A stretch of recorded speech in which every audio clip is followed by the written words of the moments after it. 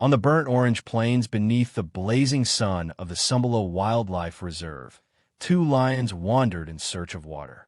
The male, with a regal, thick mane, walked beside the strong but weary female. Their journey had been long and draining. Crossing patches of sparse, dry grass, their sharp eyes searched constantly, not just for a shady spot, but for even the faintest glimmer of a puddle. Every step scorched their cracked paws, each footprint etched like a brand into the sun-baked earth. At last, a small puddle shimmered in the middle of the field, like a blessing in the heart of a furnace. Instantly, both lions lowered their heads, drinking deeply, feeling the cool water offer relief under the unforgiving sun. The lioness sipped slowly, her eyes half closed in bliss. The male remained alert, ever watchful. The sun burned above like a molten disk, its golden rays glinting off their fur. As their breathing calmed, their strength seemed to return, if only a little. But the serenity was fleeting. Danger was slithering near. From the shade of nearby shrubs, a massive rock python slid into view, its patterned body shimmering under the sun. Perhaps the heat had driven it out of hiding, seeking moisture or a place to cool its immense coils. The lioness heard the rustle, turned, and faced the giant intruder. Calm and fearless, she approached, sniffing near its raised head, assessing the threat. The python, sensing the lioness's presence, flicked its tongue rapidly and lifted its head, bracing defensively. Suddenly, the lioness lunged, seizing the python's head and yanking it in warning. The snake recoiled in pain, its huge body writhing violently. The male, seeing the escalating tension, tried to intervene, gently tugging at his mate's tail, urging her back. But she held on. In the blink of an eye, the python struck back with primal instinct. Its muscular body coiled with lightning speed around the lioness's torso. She roared in agony, struggling fiercely, but the snake's grip only tightened. The python began to constrict, every twist a silent, deadly force.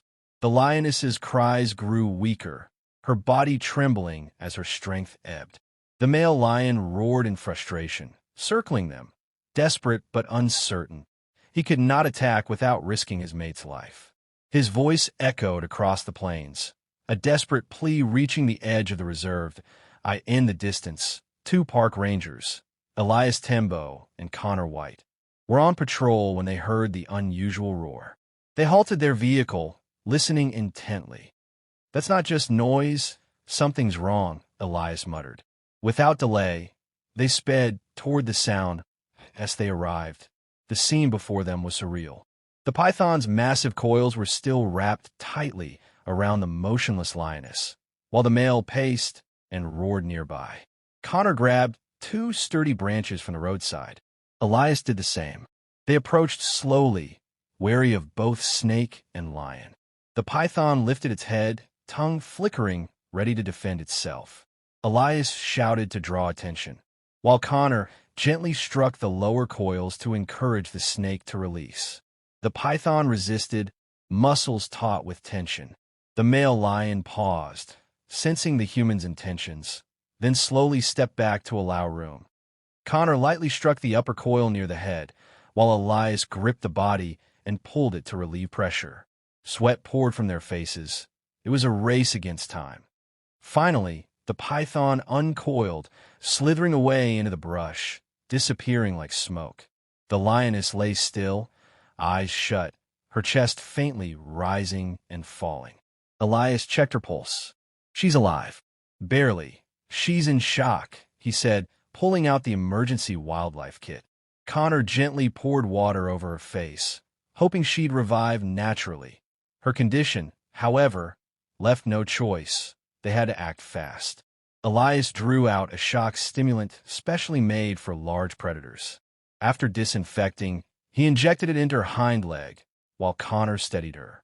The male lion stood nearby, unmoving, his gaze locked on his mate. Minutes passed.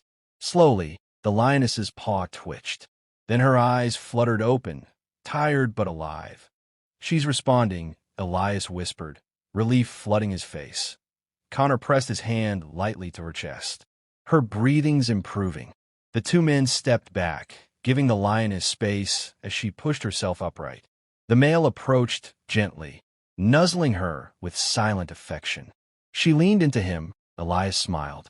"Let's log this in. She'll make it." They returned to their vehicle, quietly proud. The lioness stood shakily, as if casting off the memory of the python's suffocating coils. The male remained by her side, rubbing his head against hers. There were no roars, only calm, quiet understanding. Their paw prints trailed behind them, carved deep in the red earth like a reminder of the close brush with death. The sun still blazed overhead, but this time they knew to tread carefully. Ahead, another puddle glistened. This time, no threat lurked. The lions lowered their heads once more, drank the last of the water, and moved on, a little wiser, forever bonded, and no one knew if the python would return. But one thing was certain: next time, the lioness would be ready. In the wilds of Sumbula Reserve, survival is forged from caution and loyalty. The two lions walked side by side, silent but forever changed. Back at the station, Elias and Connor recorded the incident, a memory seared into their hearts. For them, watching her open her eyes was the most valuable reward. Every wild creature is a precious soul of Africa, and every ranger, a silent guardian of the untamed. Life is fragile, but courage and loyalty, those remain eternal flames.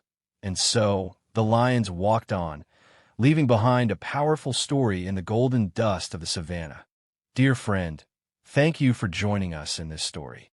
Don't forget to like and subscribe to support our journey.